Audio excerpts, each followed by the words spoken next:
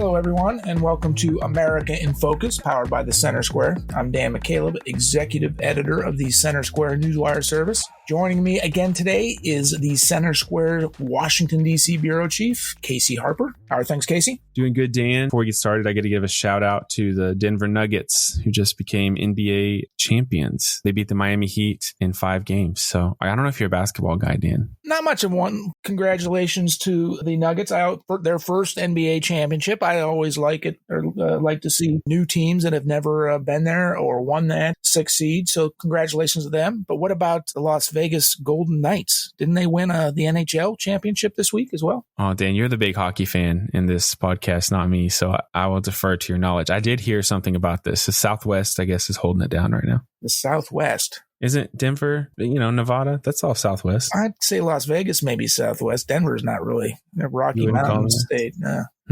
Once again, Casey showing his lack of geography knowledge. Well, let's actually get into some news, Casey. A government watchdog this week released a report on its investigation into government spending, particularly government wasteful spending. OpenTheBooks.com is the watchdog that I just mentioned. Tell us about what you reported on this story. Tell us what's in their investigative story. All right. I'll take a break from furiously Googling if Denver is considered in the Southwest, but I'm about to come with receipts here pretty soon. But you're right. We are in the wrong business, Dan. Some people, while we were just typing away, while the rest of America was doing their jobs, dealing with COVID, going to work, getting their paycheck, there were fraudsters in this country and outside making hundreds of billions of dollars by stealing from the federal government. And it seems almost certain that they're never going to have to give that money back, the majority of them, and they're never going to get caught. I mean, the return rate on this right now is like 9%. You went through some of these numbers, but $683 million per day, which is kind of a mind-boggling, stunning number. This came from an analysis from Open the Books. They found that 82 programs across 17 federal agencies made improper payments. Now, improper payments is when, Congress passes a bill, they set aside, however many billions of dollars as they are inclined to do. And then it's all funneled down into these different agencies. And then that's broken down again and again. And they have these lists of people who are entitled to that money, and they just send them checks. Now, there's some programs where people can apply for the money, and that's where a lot of the fraud came in. But many of the people, for example, who received millions and millions of dollars in checks were actually dead. So we have dead people receiving a lot of checks. The numbers here are just crazy. $20.5 billion per month just in 2022 alone. So, and that's a total of $247 billion in improper payments. So it's kind of incredible that when you talk about over $500 billion just lost, not spent on an infrastructure project, not wasted in the sense that we built a bridge that was probably too expensive, or that we, built a park somewhere they didn't really need to park. We're talking about money that we got no benefit from, was just actually stolen from the government. Of course, this is occurring when we're having a national conversation about federal government spending driving inflation, which has a direct impact on every American. We've seen some of the highest elevated costs due to inflation over the course of the past couple of years. The national debt is approaching $32 trillion. The interest alone on that debt is also eating into the tax money that's available for programs that are run by the federal government. It's just like everything seems to be out of control. What is it going to take to put an end to this kind of wasteful, fraudulent spending?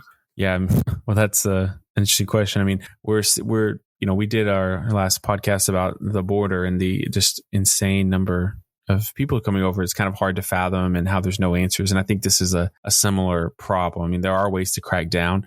I think the biggest source of all this is that this money was passed very quickly. It was rushed. It was put into new programs, and they tried to get it out the door really quickly. And so the more of these huge bills we pass with these huge sums, just the more, I guess, you think about it, like you're filling up the cup more quickly, it's more sloshes over the sides, and you're not able to get it where it needs to go. I mean, these numbers. So for every person who filed an individual tax return, it's $1,673. So family of 4, Dan, here you are, $3,384. So your family personally donated over $3,000 to the fraudsters. I like to do my part for the fraudsters too, Casey. They've got to feed their families and buy their yachts and right, exactly.